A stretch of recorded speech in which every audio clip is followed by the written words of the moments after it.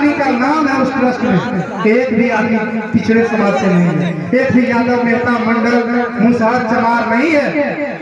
तो आप समझिए कि इस देश में आपका शोषण हो रहा है, आपको तरह तरह से आपका शोषण हो रहा है। इस शोषण के खिलाफ यदि हम लोग भी आवाज नहीं उठाएंगे तो आने वाले समय में हमारा बच्चा गूंगा हो जाएगा, हमारे पास हक अधिकार नहीं बचेगा।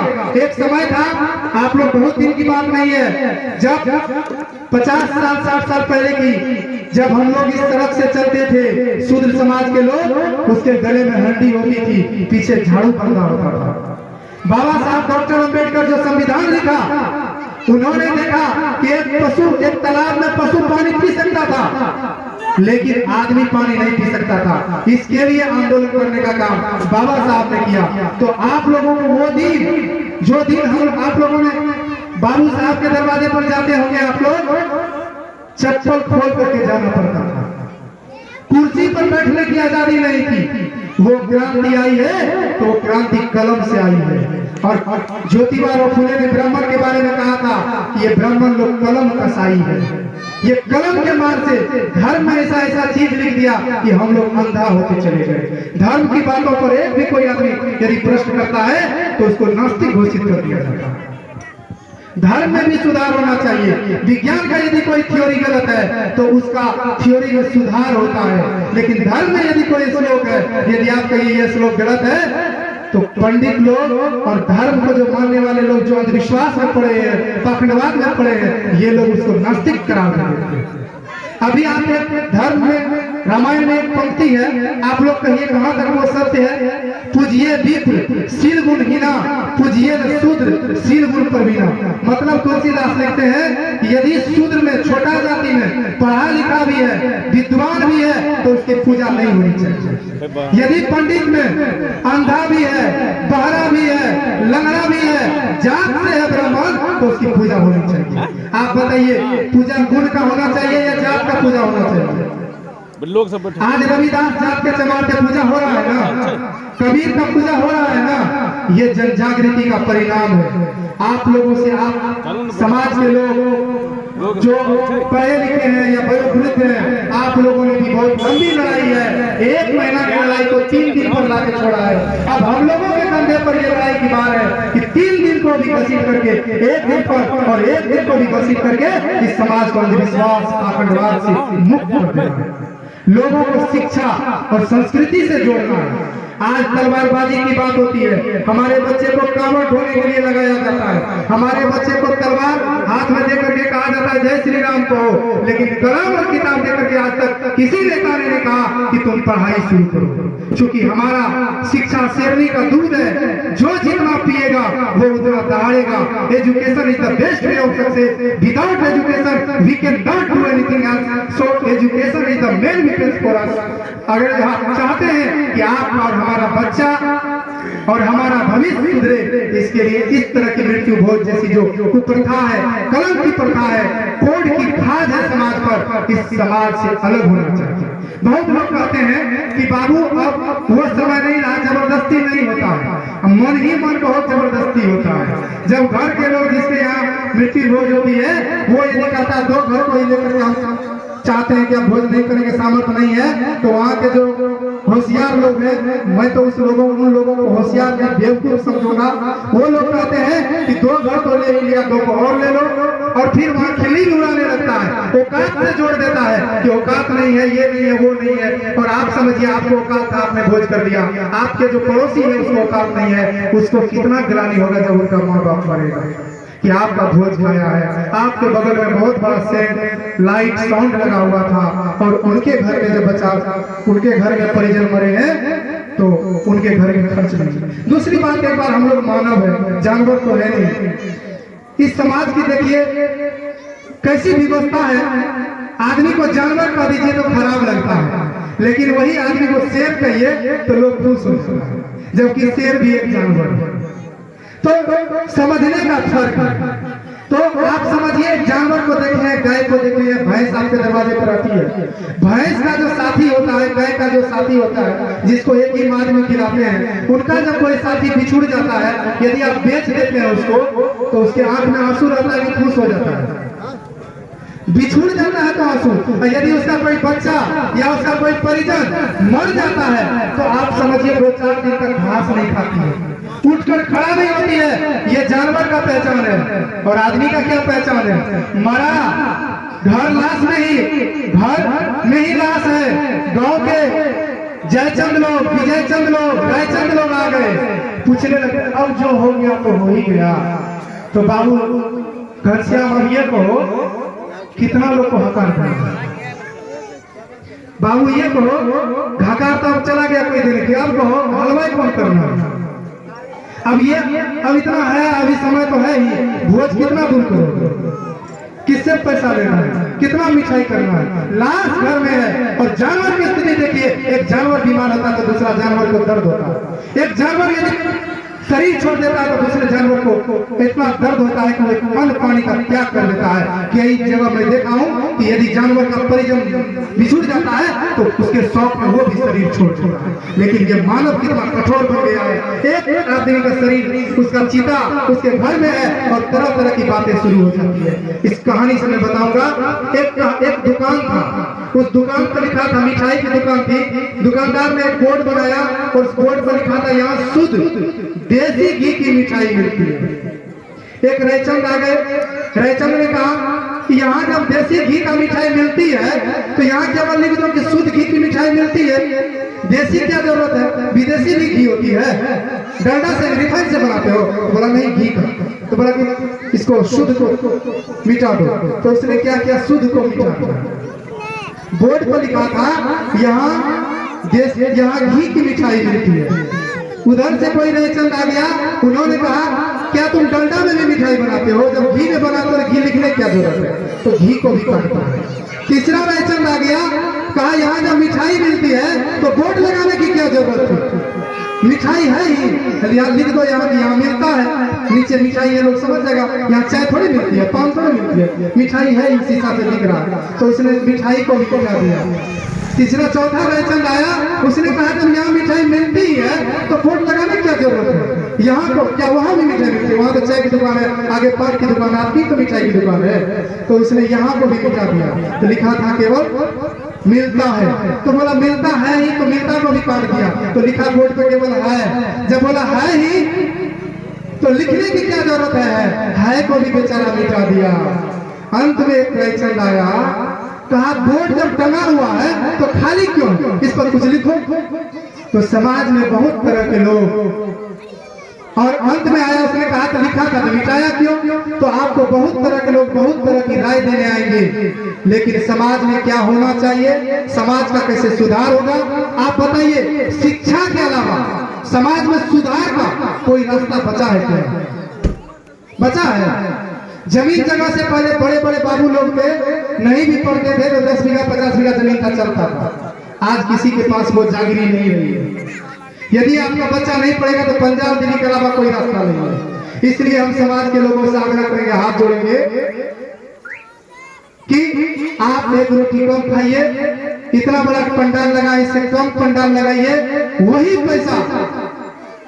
एक संस्कार है हमारे गांव में, मुंडन का हमारे संस्कार होता है, 2 लाख रुपया गृहपति खर्च करता है। अब बेटा 5 साल का होता है, बड़ा बड़ा बाल रहता है, उस मुंडन के लिए जोड़ता है, 2 साल 4 साल से मुंडन करता है। मुंडन करने के सुबह उसके यहाँ जाइए, कहिए कि बच्चा को ट्यूशन क्यों लगा है, वो कहेगा लड़का अभी लचरे हुए हैं, मुंडन किए अभी लचरे हुए हैं।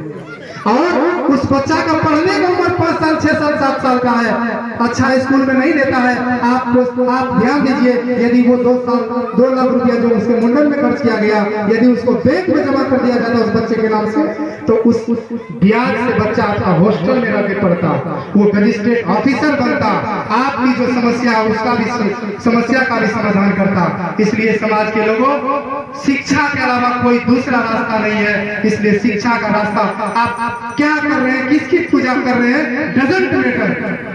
आप भारत के आजाद, जब गुलाम था भारत, उस समय देश की जनसंख्या केवल 30 करोड़ थी। कितना? 30 करोड़। हमारा देवी जनता कितना है? 33 करोड़ देवी देवता, जनसंख्या देश का 30 करोड़ और देश गुलाम था। अभी जनसंख्या है 125 करोड़ से भी ज्यादा, लेकिन देश है आजाद।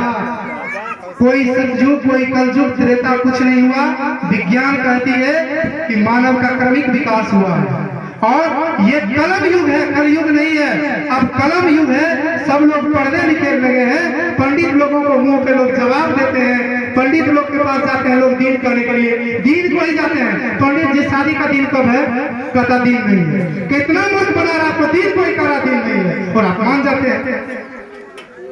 दीन कोई मकारा दिन नहीं है और आप मान जाते हैं। इसीलिए आपका ये हालत है। हमारे पूर्वजों को वो किस तरह से शोषित करते थे, किस तरह से व्यवहार करते थे। आप हमारे पूर्वज लोग बैठे हैं, हमारे अभिभावक लोग बैठे हैं, हम लोगों को तो वो पता नहीं है, लेकिन आप लोगों ने नजदीकी से देखा है उस चीज को। इसलिए आने वाला जो पीढ़ी है वो गुलामी से कैसे मुक्त होगा।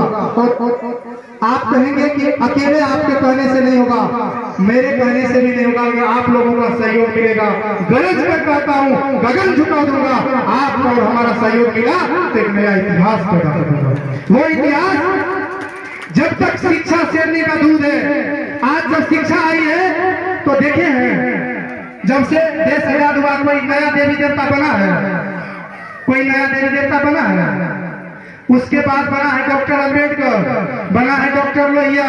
महापुरुष पैदा लेता है, विद्वान पैदा लेता है, लेकिन पहले देवता पैदा लेता था संसार इस समाज में, भगवान पैदा लेता था। डॉक्टर अम्बेडकर ने जिस गर्भ से भगवान पैदा होता था उस गर्भ का ही नसबंदी कर दिया। गर्भ से ही राजा बनकर के बेटा पैदा लेता था। आज इस गांव का मुखिया रामानंद बाबू, इससे पहले जगदीश साहू थे, अभी मुख्यमंत्री नीतीश कुमार जी है। यदि इस देश में लोकतंत्र नहीं होता तो इस यहाँ का राजा कौन होता? किसी राजपूत का ही ना बेटा होता। मंत्री कौन होता? किसी ब्राह्मण का ही ना बेटा होता। लेकिन आज दलित शोषित पिछड़े का भी बेटा मुख्यमंत्री प्रधानमंत्री बन रहा है। ये संविधान की देन है। ये देश संविधान से चलती है, न गीता से चलती है, न बाइबल से चलती है। ये देश संविधान से चलती है, तो संविधान का भी अध्ययन आपको करना जरूरी है। आपको और हमको धर्म में उलझा करके आपका और हमारा शोषण हुआ है। इस शोषण से यदि मुक्ति के लिए आप और हम उपाय नहीं सोचेंगे तो आने वाला भविष्य पुनः अंधकारमय हो जाएगा। आज हमारा 10-20 साल पहले का इतिहास है कि हमारा समाज का अधिकांश बच्चा भैंस चराता था, गाय चराता था। आज बच्चा अधिकांश गरीब का भी बच्चा स्कूल जा रहा है। तो स्थिति में सुधार हुआ है कि खराबी हुआ है? लोग अच्छे से रहने लगे हैं ना, अच्छे से रहने लगे, 2 वक्त की रोटी खाने लगे। डॉक्टर लोहिया इस समाज में बहुत बड़े समाजवाद के नेता हुए।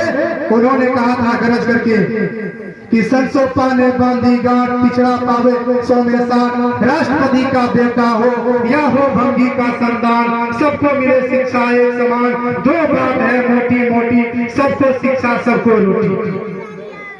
और ये शिक्षा और रोटी में असमानता थी। इसके लिए आपके पूर्वजों ने बहुत लंबी लड़ाई लड़ी। यहाँ तक कि पानी पीने का अधिकार नहीं था, तो संघर्ष करना पड़ता है। आपके पूर्वज, हमारे पूर्वजों ने बहुत बड़ा संघर्ष किया है। आज जो ये कुर्सी मिला है, हम लोग को माइक मिला है, ये संघर्ष का परिणाम है। आज जो हमारे जेब में पेन है, ये बाबा साहब डॉक्टर अम्बेडकर की देन है।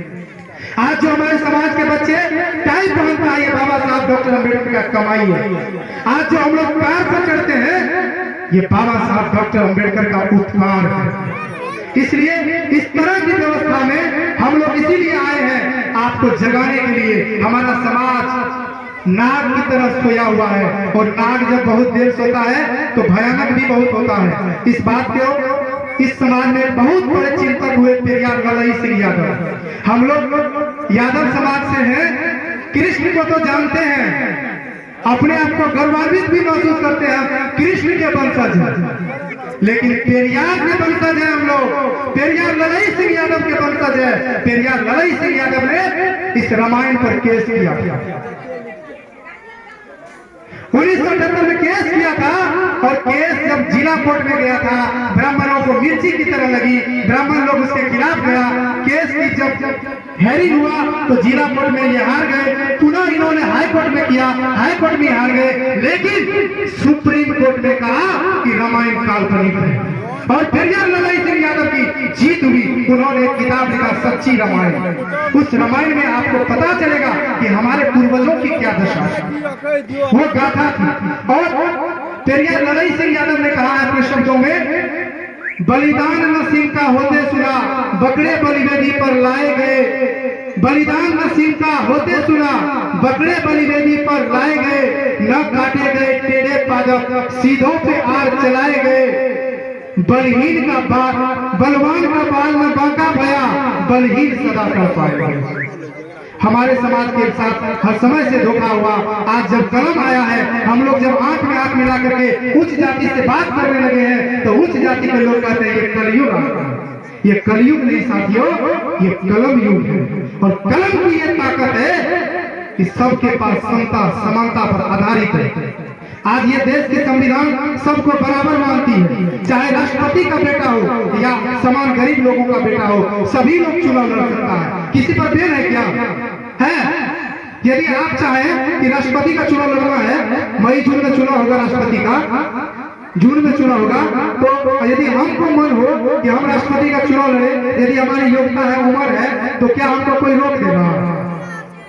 राष्ट्रपति का चुनाव लड़ने से कोई रोक नहीं सकता है। जीत हार अलग बात है, रोक नहीं सकता। लेकिन पहले यदि कोई कहता किसी गरीब का बेटा या शूद्र का बेटा कि हम राजा बनना चाहते हैं, उसकी हत्या हो जाती कि नहीं? रामायण में एक प्रसंग है, शंभुक ऋषि का नाम आप लोग सुने होंगे। शंभुक ऋषि जब गरीब बच्चों को पढ़ाने लगे, छोटे जाति के लोगों को पढ़ाने लगे, एक ब्राह्मण का बेटा मर गया। ब्राह्मण राम के दरबार में गया, राम को कहा, हे राम, क्या ऐसा अनहोनी हो रहा है कि तुम्हारे राम का जो युग है, राम राज में तो सभी लोग सुखी हैं, बाप के आगे बेटा नहीं मरता है। आज ये ब्राह्मण का बेटा, जवान बेटा मर गया, क्यों मरा? तुम जवाब दो। राम ने कहा, सही बात है, मेरे राज में तो किसी का जवान बेटा नहीं मरता, आपका बेटा कैसे मरा? चलिए तो अपने गुरु को साथ करके जंगल में चलते हैं। और जंगल में खोजते खोजते शंभुक ऋषि गरीब बच्चों को शिक्षा दान कर रहे थे। उन्होंने कहा, उस ब्राह्मण ने और उसके गुरु ने, कि देखो यही अधर्म हो रहा है कि गरीब और शोषित का बच्चा शिक्षा ले रहा है, ये अधर्म है। यही अधर्म होने के कारण ब्राह्मण का बेटा मर गया। उस शंभुक ऋषि की हत्या राम ने अपने हाथों से किया। उसी दिन हमारे समाज से कलम छिन गया। हम लोग भगत जो आज गाया जाता है, भगत का इतिहास समझिए, जोर जोर से चिल्ला करके गाया जाता है, वो कह रहा है बचाओ बचाओ बचाओ, हम अपनी संस्कृति को बचाओ, अपने धर्म को बचाओ, अपने जाति को बचाओ, बचाओ बचाओ, चिल्ला चिल्ला करके गाता है। आप अष्टयाम में चिल्लाने की प्रथा नहीं है, सत्संग में चिल्लाने की प्रथा नहीं है, लेकिन भगत होती है। अब नया जो भगत होता है उसका नहीं, पुराने जो खेजड़ी वाला भगत है, उस भगत की प्रथा को देखिए, उसमें चिल्लाता है लोग, वो करता है। मतलब हम लोगों पर जब बहुत बड़ा शोषण हुआ, हमारे बहन बेटियों पर जब अत्याचार हुआ, हम लोगों ने इज्जत आबरू से जब खेलना शुरू कर दिया ऊंचे जाति के लोग, तो हम लोग अपने बहन को, बेटी को लेकर के जंगल भाग गए। हम लोगों ने उसके साथ रोटी बेटी का संबंध नहीं जोड़ा।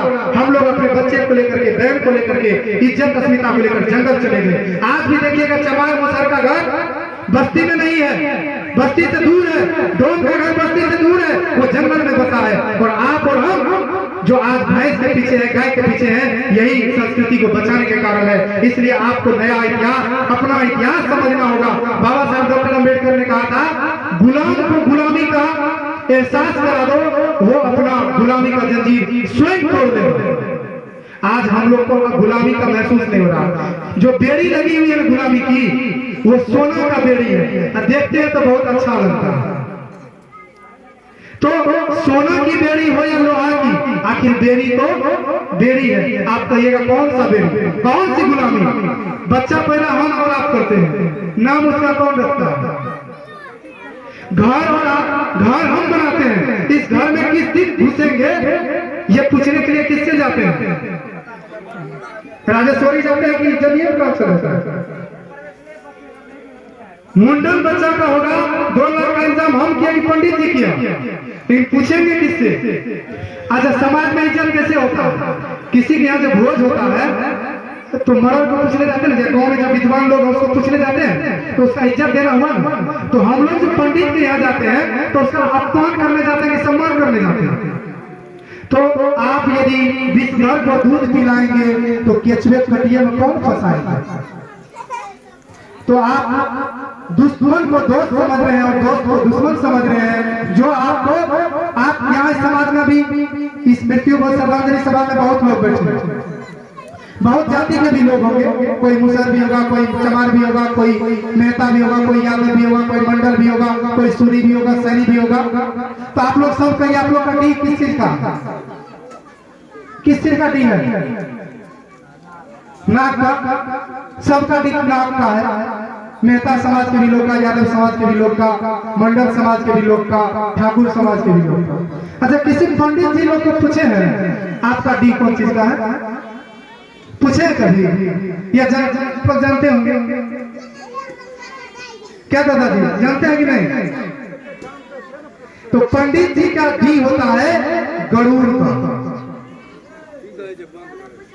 पंडित जी का डी किस चीज का होता है? गरुड़ का। गरुड़ को और नाग को एक जगह रख दीजिए, सब कुछ आपको पता लग जाएगा कि कौन क्या होगा। गरुड़ और नाग को एक जगह रख दीजिए तो गरुड़ नाग को खाएगा या नाग गरुड़ को खा देगा? तो अभी क्या हो रहा है समाज में? और आप जब छोटा सा काम करते हैं बड़ा, तो आप चाहे तो चांदी की नाक बनाते हैं, सोना की नाक बनाते हैं, या गरीब आदमी है तो पत्थर का ही नाक बनाते हैं, अष्टधातु का नाक बनाते हैं, और उसको किस में गाड़ते हैं? मिट्टी में गाड़ते हैं। इसका मतलब है, और आता गाड़ने के लिए कौन आता है? ब्राह्मण। हमारे इतिहास, हम लोग सब नागवंशी है। जाति में 6743 जाति में ब्राह्मणों ने हम लोग को तोड़ दिया, अलग अलग जाति में तोड़ दिया, जिसके कारण आप उससे घृणा करते हैं, वो उससे आपसे घृणा करता है। हम लोग एक ही खून खानदार वंश के लोग हैं, लेकिन उसको चमार को कहते तुम छोटा हो रहे, तुम हमसे छुआ देंगे। उनको मेहता कहता है यादव से ऊपर है, यादव कहता है मंडल से ऊपर है। तो सब लोग मार खाया है, जूता चप्पल खाया है, और एक ही आदमी से खाया है। और कौन किससे खाया है? वो मुंह से पैदा हुआ है। बच्चा मुंह से पैदा होता है, आप लोग को भी पता है, मुंह से ही पैदा होता है। हमारे धर्म में 4 वर्ण है, ब्राह्मण, क्षत्रिय, वैश्य और शूद्र। अब ब्रह्मा को कितना मुंह है? 4 मुंह है, और चारों मुंह से ब्राह्मण का पैदा हुआ है। पीछे से जो गर्भाधान है उससे पैदा नहीं हुआ है ब्राह्मण, मुंह से पैदा हुआ है। मुंह से क्या भला कोई बच्चा पैदा हो सकता है? हुआ तो हम मान लेते हैं। तो मुंह से पैदा होने वाले लोग आपका और हमारा शोषण कर रहा है। तो इस शोषण के खिलाफ आवाज उठनी चाहिए या नहीं? आप लोग कहिए हाथ उठा करके, आवाज उठनी चाहिए कि नहीं? इससे आजादी होनी चाहिए कि नहीं? और आज हमारी माँ बहना खास करके जब ये गुलामी से आजाद हो जाएगी जिस दिन, तो हमारा समाज भी गुलामी से आजाद हो जाएगा। बस एक छोटी सी बात करके मैं अपनी वाणी को विराम दूंगा। ज्योतिबा फुले का तस्वीर है, वो पगड़ी वाला ज्योतिबा फुले हम लोगों के समाज का सबसे पहला पढ़ा लिखा व्यक्ति है। और 9 साल की लड़की से शादी हुआ था उनका। 9 साल की लड़की, इसमें से ये भी खड़ी है, 8-9 साल तो होगा इसका उम्र। इतने साल की लड़की से शादी हुई थी ज्योतिबा फुले की। उसकी पत्नी का ये तस्वीर है, जिसके मांग पर ऐसा लंबा टिका है। तो ज्योतिबा फुले ने अपने पत्नी को पढ़ाया। रात में जब अपने पत्नी को पढ़ाता था ज्योतिबा फुले, तो गांव समाज के लोग कहते डायन है, अब पत्नी को डायन सिखा रहा है। चूंकि उस समय 1848 ईस्वी की बात है, 30 ईस्वी की बात है, 1821 ईस्वी की बात है। उस समय महिलाओं को पढ़ना अधर्म समझा जाता था, महिलाओं को घर से बाहर निकलना अधर्म समझा जाता था। तो जब ये अपने पत्नी को पढ़ा दिया तो धर्म क्या था कि अधर्म? आप लोग कहिए, महिला लोग, महिला जो पढ़ी थी वो धर्म क्या था कि अधर्म? धर्म क्या? अधर्म। धर्म क्या था? तो पढ़ना लिखना धर्म है। हम लोग तो समझ रहे थे कि पूजा पाठ करना धर्म है, तो धर्म किया था। लेकिन क्या सजा मिला पता है उसके पति को? उसके पति को उसके पिता ने कहा, ज्योतिबा फुले के पिता ने कहा, तुमने बहुत अधर्म किया है। समाज का लोग जिस तरह से भी बैठे हैं, पंचायत हुआ। अब पंचायत में ज्योतिबा फुले के पिता को कहा, देखो तुम्हारा बेटा बहुत आगे बढ़ गया, बेटा के साथ रहना कि समाज के साथ रहना है। अभी इस गिरिपति को लोग कह दे कि देखो भाई, तुम लोग इन लोगों को लेकर के रहोगे कि पूरे पंडाल को लेकर के रहोगे? तो घर वाला क्या कहेगा, नहीं समाज आप लोग के साथ रहेंगे। तो उस ज्योतिबा फुले के पिता ने कहा नहीं आप लोग के लेकर के रहेंगे। तो कहा बेटा को घर से बाहर कर अधर्म किया है, महिला को पढ़ा लिखा दिया है, महिला घर की वस्तु है, उसको पढ़ा लिखा दिया, क्या करेगी महिला पढ़ के, क्यों पढ़ेगी। तो ज्योतिबा फुले ने कहा है समाज के लोगों, मैं इसी दिन के फिराक में था, मैं चाहता था कि इसी समाज को बदल दूं, लेकिन तुमने ऐसा मौका दिया कि मैं एक नया समाज का निर्माण करूंगा। और वो नया समाज का निर्माण किया, अपने पत्नी को पढ़ाया। ज्योतिबा फुले दर की ठोकरें खाया, कोई घर में रहने नहीं दिया। तब एक मुसलमान ने, उस्मान शेख नाम का मुसलमान, उसको घर में रहने दिया। उसकी बहन है फातिमा से, उसका भी तस्वीर लगा हुआ है।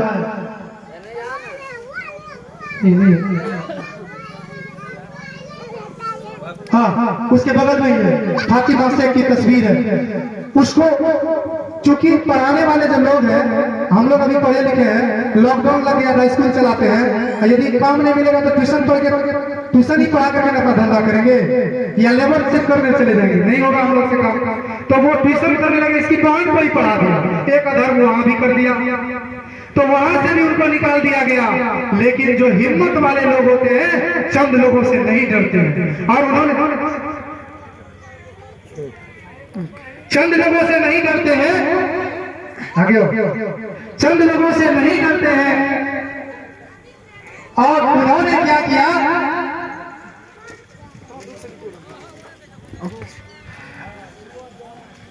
और अपने पत्नी को जब पढ़ाया और पत्नी को पढ़ा लिखा करके उस्मान शेख के गया, उस्मान शेख के बहन को भी पढ़ाया। वहां पर ही उसके घर में स्कूल खोला। विधवाओं की विवाह नहीं होती थी पहले। आप बनारस में है, बनारस में कुंड है, सती प्रथा होती थी, जिसका जवान पति मर जाता था, ढोल नगाड़े बजता था, और जवान महिला को उसमें ढोल नगाड़े के चोट पर खींच करके उसमें डाल दिया जाता था उस कुएं में। और कुएं में ऐसा बांस था, तो इतना उसमें लोहे का हथियार लगा रहता था, और उसमें ऐसा मारता था कि उसकी हत्या हो जाती थी। और हत्या जब मर जाती थी तो ब्राह्मण लोग कहते थे कि इसको सती स्वीकार हो गया। और ऐसा ऐसा प्रथा था जिसको हम लोगों के महापुरुषों ने तोड़ा है। तो मृत्यु भोज भी एक ऐसी प्रथा है। ज्योतिबा फुले ने बहुत लंबी लड़ाई लड़ी, और लड़ करके 2-3 साल में 1848 ईस्वी में 150 स्कूल, एक दो नहीं 150 स्कूल खोला, और महिलाओं के लिए शिक्षा का रास्ता अपनाया। तो आप लोग जब पढ़े लिखे हैं, सरस्वती के बदौलत या सावित्री बाई फुले के बदौलत, ज्योतिबा की पत्नी है सावित्री, और सावित्री जब पढ़ी तो वो भी पढ़ाने लगी। तो आप ही लोग जानते हैं ना, जब कोई पढ़ लिख लेती है, अभी यदि कोई दिल्ली पटना में कोई लड़की रह रही है तो आप लोग उसका खिल्ली उड़ाते होंगे कि नहीं, फलना के बेटी दिल्ली में रहे थे, फलना के बेटी पटना में रहे, की करे होते सहरसा में की करे पढ़े से हमारे नहीं बुझे छिए, आप लोग उड़ाते हैं खिल्ली। तो समझिए सावित्री बाई का भी क्या हाल होगा, अकेली महिला थी। अभी जब 10 साल 5 साल पहले लड़की साइकिल पर चढ़ती थी तो सब लोग देखते थे किसकी बेटी है साइकिल पर जा रही है।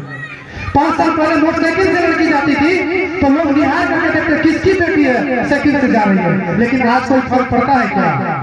तो ये लंबे महापुरुषों की लड़ाई है। सावित्री बाई फुले जब स्कूल में बच्चों को पढ़ाने जाती थी तो उसी के समाज की लोग की महिला, वही महिला उसके देह पर गोबर फेंक देती थी, मिट्टी फेंक देती थी, पानी फेंक देती थी। तो पति से आकर के कहता था सावित्री कि देखिए हम ये काम हमसे नहीं होगा, क्योंकि ये हमारे साथ बहुत अन्याय होता है। क्या होता है, जिसके बच्चे को पढ़ाने जाते हैं वही हमारे ऊपर गोबर फेंकता है, वही हमारे ऊपर मिट्टी फेंकता है। सावित्री को ज्योतिबा ने कहा देखो सावित्री, जो तुम्हारे ऊपर गोबर फेंक रहा है ना, कल के दिन में वो तुम्हें फूल फेंकेगा। तुम लड़ाई तो लड़ते चलो, इसलिए कि जिसके लिए तुम कर रहे हो उसको जानकारी नहीं है। आज दोस्त तुमको दुश्मन मान रहा है और दुश्मन तुमको दोस्त मान रहा है। ये ब्राह्मण के बहकावे में अधर्म कर रहा है, तुम अधर्म नहीं बहुत अच्छा धर्म कर रही है। और पढ़ाते गई और उसने कहा तक मैं कैसे करूं, मैं जब स्कूल जाती हूँ तो भीग जाती हूँ, गोबर और मिट्टी से सड़ जाती है मेरी साड़ी। तो ज्योतिबा फुले ने कहा एक साड़ी तुम अपने पर्स में रखो, एक साड़ी पहन करके जाओ, जब गोबर से मिट्टी से पानी से तुम्हारा साड़ी भीग जाए तो स्कूल में जाकर के साड़ी पहनेगा। इतना बड़ा संघर्ष आपके लिए सावित्री बाई फुले ने किया। तो आप कहिए विद्या की देवी सावित्री हुई या सरस्वती हुई? आप लोग कहिए। यदि सरस्वती हुई तो बताइए सरस्वती कितना स्कूल खोली, कितने लोगों को शिक्षा दिया, या सरस्वती कितनी पढ़ी लिखी थी? हम लाइन से जा रहे हैं। लेकिन सावित्री बाई फुले इतिहास समझ लीजिए, पढ़े लिखे लोग हैं कि महिला पढ़ना शुरू कब किया? 1848 ईस्वी से पहले से एक महिला पढ़ी लिखी होगी तो मैं आज से संन्यास ले लूंगा, माइक पर नहीं बोलूंगा। तो ये सावित्री बाई फुले की देन है। एक बार आप लोग कम से कम, पुरुष लोग नहीं, महिला लोग एक बार बोलिए, माता सावित्री बाई फुले की, माता सावित्री बाई फुले की। चूंकि आज आप लोग जो कुर्सी पर बैठे हैं, ये कुर्सी पर बैठने के लिए किसने सिखाया? सावित्री बाई फुले यदि अपने साड़ी को गोबर से नहीं भिगाती, डर जाती, तो क्या वो काम कर पाते? नहीं। जंगल में आग लगी, सब जानवर बड़े बड़े भाग गए।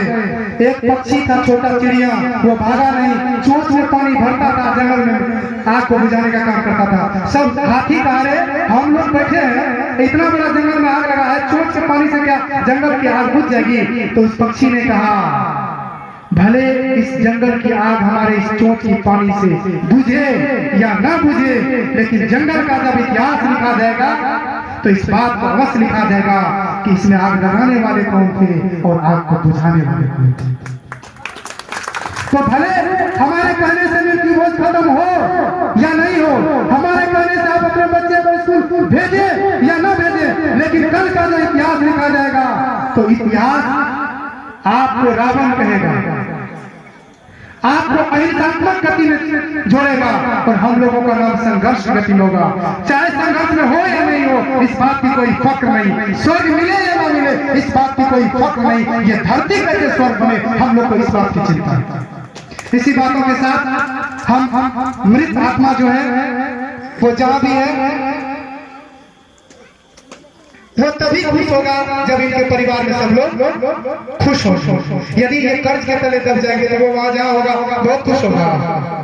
यदि इनके बच्चे कर्ज में डूब जाएंगे तो जहां से देखेगा क्या कहेगा, बहुत अच्छा किया तुम, बेच के लगा दिया हमने।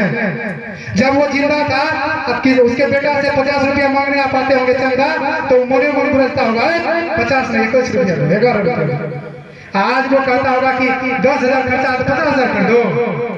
क्या इस खर्चा से कुछ होने वाला है? वही लड़का का बात है कि स्वर्ग किसी का खरीदा हुआ नहीं है, वहां का टिकट भी कोई खरीद नहीं सकता है, ना बेच सकता है। इसी के साथ एक बार हम लोग बोले जय जय जय जय जय भीम, जय जय जय जय जय भीम, जय भीम जय भीम। इस मृत आत्मा के लिए हम लोग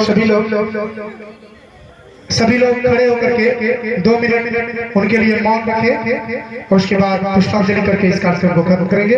हमसे यदि किसी को दुख हुआ होगा तो उसके लिए हम क्षमा चाहते हैं। फिर भी आप यदि हमें माफ नहीं करेंगे तो हमें कोई फर्क नहीं पड़ता।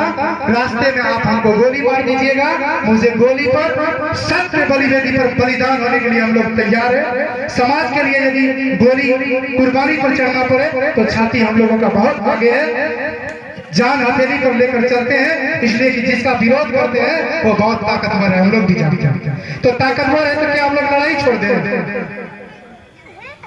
कोई तो ऐसी बात है जो हमारी हस्ती मिटती नहीं। हमारे हस्ती को मिटाने के लिए ब्राह्मणों ने बहुत षड्यंत्र किया, लेकिन आज हस्ती मिटा है क्या? हस्ती कहीं न कहीं है। रुपया देख रहे हैं, रुपया, और रुपया पर अशोक का चिन्ह है, अशोक का स्तंभ है, इधर से भी आती है उधर से भी आती है। वो हम लोगों के बाप दादा का खंबा है, उसको मिटा दिया कोई। झंडा है ना, झंडा पर अशोक का चक्र है, मिटा दिया कोई नहीं मिटा पाओगे। हमारी खून से लिखा इतिहास स्याही से हम नहीं लिखने देंगे। भले ही तुमने बेच दिया हो रेल और जेल, लेकिन खेती और किसानी और हम अपनी मर्दगानी नहीं बेचने देंगे। इसी शब्दों के साथ एक बार सभी लोग खड़े होकर के 2 मिनट के लिए शांति से उसके लिए प्रार्थना करेंगे। सभी लोग खड़े होकर 2 मिनट के लिए मौन रखेंगे, आंख बंद करके। जिसको आप मानते हैं, जिसको इष्ट मित्र मानते हैं, उनके लिए एक बार प्रार्थना करें। सब लोग आंख बंद करके सर को झुका करके कि हे परम पिता प्रकृति, तुम में तो सब जीवों का वास है और ये प्रकृति अपने गति से चलती है। आप अपने प्रकृति अपने शरण में लेना, इसके लिए प्रार्थना करें 2 मिनट।